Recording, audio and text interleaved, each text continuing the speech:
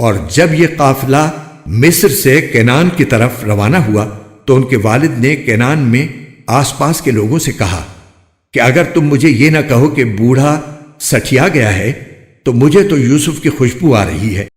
لوگوں نے کہا اللہ کی قسم آپ ابھی تک اپنی پرانی غلط فہمی میں پڑے ہوئے ہیں۔ پھر جب خوشخبری دینے والا پہنچ گیا تو اس نے یوسف کی قمیص ان کے منہ پر ڈال دی اور فوراً ان کی بینائی واپس آ گئی۔ انہوں نے اپنے بیٹوں سے کہا کیا میں نے تم سے نہیں کہا تھا کہ اللہ کے بارے میں جتنا میں جانتا ہوں تم نہیں جانتے؟ وہ کہنے لگے ابا جان آپ ہمارے گناہوں کی بخشش کی دعا فرمائیے، ہم یقیناً بڑے خطاکار تھے۔ یعقوب نے کہا میں عنقریب اپنے پروردگار سے تمہاری بخشش کی دعا کروں گا، بے شک وہی ہے جو بہت بخشنے والا بڑا مہربان ہے۔ پھر جب یہ سب لوگ یوسف کے پاس پہنچے تو انہوں نے اپنے والدین کو اپنے پاس جگہ دی اور سب سے کہا کہ آپ سب مصر میں داخل ہو جائیں جہاں انشاءاللہ سب چین سے رہیں گے۔ اور انہوں نے اپنے والدین کو تخت پر بٹھایا اور وہ سب ان کے سامنے سجدے میں گر پڑے۔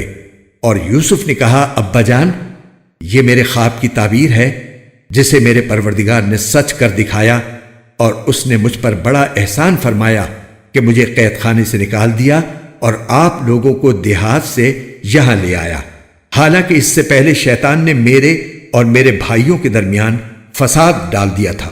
حقیقت یہ ہے کہ میرا پروردگار جو کچھ چاہتا ہے اس کے لیے بڑی لطیف تدبیریں کرتا ہے، بے شک وہی ہے جس کا علم بھی کامل ہے، حکمت بھی کامل۔ میرے پروردگار تو نے مجھے حکومت سے بھی حصہ عطا فرمایا اور مجھے تعبیر خواب کے علم سے بھی نوازا۔